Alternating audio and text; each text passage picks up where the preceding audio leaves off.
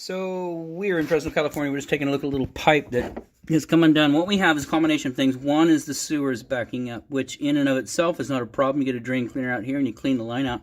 Unfortunately, what's happening is as the water fills up, it leaks out of the top side of this band. So certainly tighten it up and that would resolve some of the issue. You still have a drainage backup, but that would take care of problem number one. Problem number two, once it fills up a little bit further, it comes out of the pipe. We thought it was a fitting, and it could certainly be. We don't know because we can't see it. But in the wall, what we're going to try and do is put a flashlight in here, hopefully, and then get you a picture so you don't have to climb under there and take a look at it. And hopefully it doesn't get rid of the light when I put my camera up in here.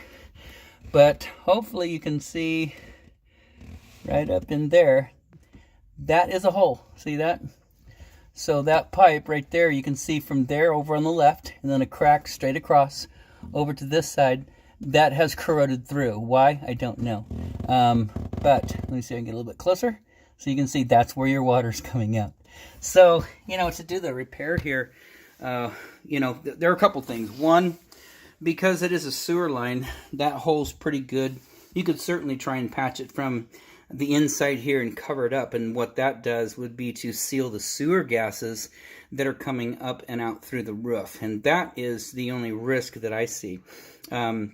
Of course, if you have when you have the drainage problem, water's going to come out there. But if you resolve the drainage issue, no water comes out.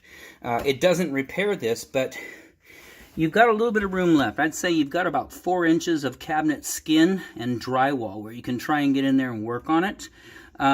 Before you run into the bottom of the sink right here, and you can't get up in there and work on it anymore. From there, you need to go outside and cut open stucco. So, not a great day for cutting open stucco since it's supposed to rain today. As things warm up, you certainly can. If you feel like, you know what, I want to button this guy up and get it repaired correctly, that's great. But you definitely want a day to schedule with a stucco repair guy, to come out after the repair and get stucco back on the wall. So, the least you could do is open up a little bit more of that wall. You can see the back of the cabinet's cut out already anyways, and that's when they installed it. They just cut everything out for the plumbing.